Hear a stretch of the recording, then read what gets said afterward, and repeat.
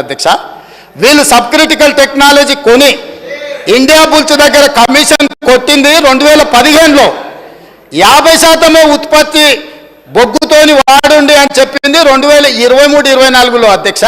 అది కూడా సూచన మాత్రమే, ఇదేమి ఒత్తిడి లేదు, ఇదేమి నిబంధన లేదు. ఎందుకు చెప్పిండ్రు? కాలుష్యాన్ని తగ్గించడం కోసము. ఈరోజు సోలార్ ఇతర గ్రీన్ ఎనర్జీ వచ్చింది, అది వాడండి అని సూచన చెప్పారు.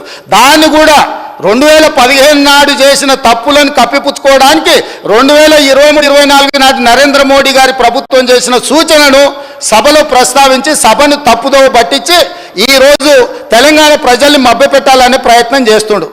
4వది అధ్యక్ష, కడపలో రాయలసీమ థర్మల్ పవర్ ప్రాజెక్ట్, విజయవాడలో థర్మల్ పవర్ ప్రాజెక్ట్, ఇట్లాంటి ఉమ్మడి రాష్ట్రంలో సమైక్య పాలనలో సీమాంధ్ర ముఖ్యమంత్రులు చేసిండ్రు కాబట్టే తెలంగాణ రాష్ట్రం తెచ్చుకున్నాం అధ్యక్ష.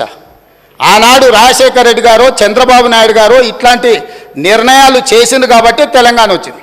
ఆనాడు ఆ చంద్రబాబు నాయుడు గారితో మంత్రిగా అంటగాగి 610 జీవోనే వద్దు, అసలు మేరా సంపత్తి ఎక్కడున్నా వాడుకోవాలి అని చెప్పి మాట్లాడింది వాళ్ళ నాయకుడు కాదా?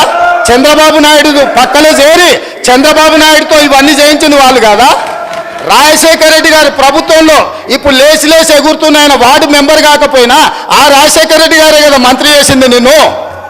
పోతిరెడ్డిపాడు పొక్క పెద్దగా చేసినప్పుడు కడప జిల్లా ఇన్ఛార్జ్ మంత్రి ఎవరు అధ్యక్ష? కీర్తిశేషులు నాయన నరసింహారెడ్డి టీఆర్ఎస్ మంత్రి కాదా? రాజశేఖర రెడ్డి గారి పంచనే చేరింది మీరు, చంద్రబాబు నాయుడు గారి పంచనే చేరింది మీరు. ఈ తప్పిదాలకు మమ్మల్ని కాదు మీరు బాధ్యులు.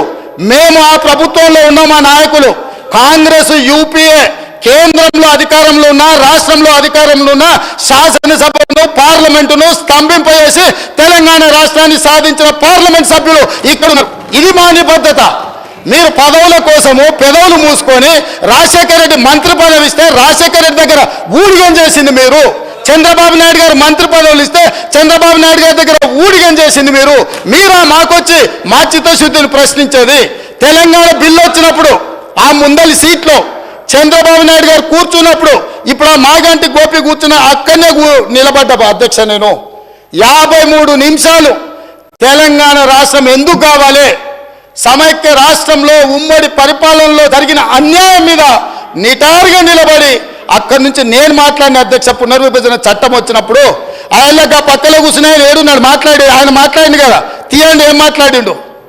నేను మాట్లాడింది తీయండి అధ్యక్ష.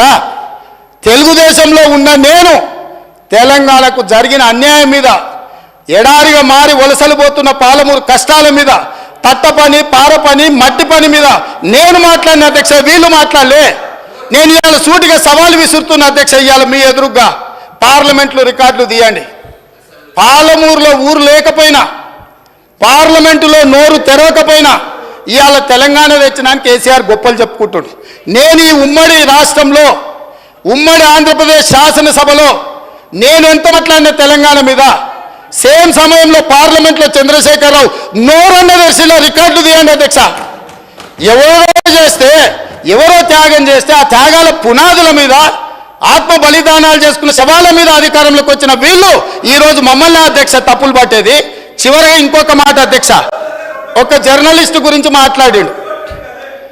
జర్నలిస్టు ఏదో పెడితే కేసు పెట్టిరని. పాపం ఆయనకు తెలియదు, తెలుసుకోవాలి. ఆ జర్నలిస్ట్ పేరు నేను ఇక్కడ ప్రస్తావిస్తే బాగుండదు. ఆ జర్నలిస్ట్ని పోయి అడగాలి ఆ మాజీ మంత్రి గారు. ఆ జర్నలిస్టు ఒక టీవీ ఛానల్కు CEO. రాసియమంటే రాసియకపోతే